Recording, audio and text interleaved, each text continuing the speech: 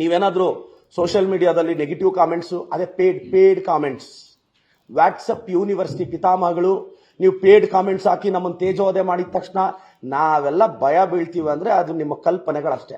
ಗುರು, ನನಗೆ ಗೊತ್ತು ನಿಮ್ದೆಲ್ಲ ಪೇಡ್ ಕಾಮೆಂಟ್ಗಳ ಟೀಮು ಅಂತ.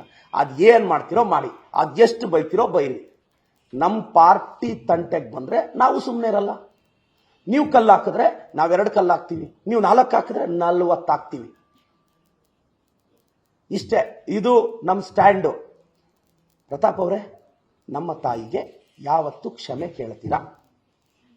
ಇದು ನೈತಿಕ. ಕರ್ನಾಟಕದ ಎಲ್ಲ ತಾಯಂದ್ರೆ ನೀವು ನನ್ನ ಕ್ಲಿಪ್ಪಿಂಗ್ಸು ನೋಡಿ, ಪ್ರತಾಪ್ ಅವ್ರ ಕ್ಲಿಪ್ಪಿಂಗ್ಸು ನೋಡಿ. ಸಭ್ಯ ಕುಟುಂಬದ ವ್ಯಕ್ತಿ ಯಾರಂತ ನೀವೇ ಡಿಸೈಡ್ ಮಾಡಿ. ನಾನೆಲ್ಲಾದ್ರೂ ಲಿಮಿಟ್ಸ್ ದಾಟಿದ್ದೀನ ಮಾತಾಡುವಾಗ? ಪ್ರತಾಪ್ ಸಿಂಹ ಅವರು ಮಾತಾಡಿರೋ ಮಾತು ಕರ್ನಾಟಕದ ಹೆಣ್ಣು ಮಕ್ಕಳಿಗೆ ಮಾಡಿದ ಅವಮಾನ, ತಾಯಂದರಿಗೆ ಮಾಡಿದ ಅವಮಾನ, ಒಬಿಸಿ ಹುಡುಗನಿಗೆ ಮಾಡಿದ ಅವಮಾನ, ಒಬಿಸಿ ಸಮುದಾಯದ ಹೆಣ್ಣು ಮಕ್ಕಳಿಗೆ ಮಾಡಿದ ಅವಮಾನ. ಒಂದು ಒಬಿಸಿ ಹೆಣ್ಣು ಮಗಳು ಮಂಜುಳಾಗೆ ನಿನಗೆ ಕ್ಷಮೆ ಕೇಳು. ಒಂದು ಹಿಂದುಳಿದ ವರ್ಗದ ಹೆಣ್ಣು ಮಗಳು ಮಂಜುಳಾಗೆ ನಿನಗೆ ಕ್ಷಮೆ ಕೇಳು. ಕೇಳ್ತೀಯ ಅಂತ ಭಾವಿಸ್ತೀನಿ.